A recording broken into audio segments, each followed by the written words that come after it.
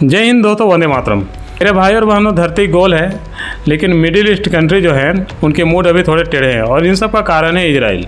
क्योंकि 13 जून को जब हम सुबह सुबह अपने घर में चाय में बिस्किट डुबा कर पी रहे थे, तब उसी वक्त ईरान में बम इतना ज़ोर से फटा कि मेरा बिस्किट भी डर के मारे 2 टुकड़ा में टूट गया। क्या बात कर रहे हैं बाबा? चाचा, सही बात कर रहे हैं हम। तेहरान में सुबह 3:30 बजे ऐसा धमाका हुआ जैसे आलू का पराठा में कोई बम रख के चला गया हो। लेकिन थोड़ी देर में पता चला तेहरान से 220 किलोमीटर दूर नातांज की न्यूक्लियर लैब उड़ चुका है। ईरान की मिलिट्री हेडक्वार्टर, जनरल साहब, चीफ डिफेंस और ईरानी न्यूक्लियर साइंटिस्ट, ये सभी को इजरायली मिसाइलों ने क्या कर दिया राहुल जी? खत्म। उसके बाद सुबह होते ही इजरायली चाचा नेतन्याहू बोले, भाई लोग, हम तो सिर्फ अपना वजूद बचा रहे थे, क्योंकि ईरान जो था सिर्फ 15 दिन दूर था अपना न्यूक्लियर बम बनाने से। अब वो बम रहा ना आधा ईरान भी। अब इतना कुछ हो जाने के बाद कोई पड़ोसी चुप रख कर तो बैठने वाला नहीं है। ईरान भी इजराइल के ऊपर रॉकेट लॉन्च कर दिया। लग रहा था ऐसा कि दिवाली की रात हो। हालांकि इस हमले से इजराइल का कुछ वैसा बिगड़ा नहीं। हालांकि थोड़ी बहुत जान माल का नुकसान गया होगा, लेकिन बदले की आग तो धधक रही ईरान की। अब माहौल को बिगड़ते देख इस लड़ाई में ट्रम्प चाचा कूद पड़े, क्योंकि उन्हें शांति का नोबेल पुरस्कार जो चाहिए है। ट्रम्प चाचा बोले, दोनों समझौता कर लो बेटा, नहीं तो मामा बुला लेंगे। अब मामा कौन है वो तो हमें भी नहीं पता, ना जानना भी चाहिए हमें। अब आगे बढ़ते हैं। ईरान बोला जो इजराइल का दोस्त है उसे भी टपका देंगे। इस बीच इंडिया के जिगरी रूस और जानी दुश्मन चाइना कूद पड़े और बोले कि हमें एक विलन का ज़रूरत था और इस वक्त ईरान ठीक रहेगा और भारत चुपचाप रहेगा, हमेशा की तरह बैठ के देखेगा वनडे मैच इजराइल और ईरान की। बस इंतज़ार रहेगा ऑयल कब सस्ता हो रहा है। भाई और बहनों, अब चलते हैं सीधे फ्लैशबैक पर। आज से लगभग 77 साल पहले 1948 में जब ईरान और इजराइल एक दूसरे को गले लगाते थे, जब भी मिलते थे वेलकम भाई करके पुकारते थे।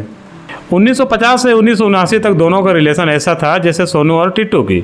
सन्नी एक्सरसाइज साथ साथ खुफिया एजेंसी एक दूसरे को ट्रिक सिखा रहे थे। लेकिन अब देखो दोनों एक दूसरे के जाने दुश्मन हो गए, क्योंकि 1979 में इस्लामिक रेवोल्यूशन आया और शाह साहब को बाय बाय कर दिया गया। इजराइल का दूतावास को बंद करके उसी में PLO को बैठा दिया गया, जैसे टिंडर की ID बदलकर X को बैठा दिया हो। उसके बाद क्या था, ईरान अपने पूरे सिलेबस में इजराइल को हरामी वाला चैप्टर बना दिया। अब उसके बाद ईरान का असली वाला खेल शुरू हुआ। उन्होंने सबसे पहले गल्फ कंट्री को अपने साथ लाया और इजराइल से कहा, इजराइल मेरे पुराने दोस्त, हम अकेले नहीं हैं, हमारे साथ हमारे पूरे समाज के लोग हैं। हम तुमसे अकेले नहीं लड़ेंगे क्योंकि हमारी औकात इतनी है नहीं, इसलिए हम डायरेक्ट नहीं गैंग बनाकर लड़ेंगे।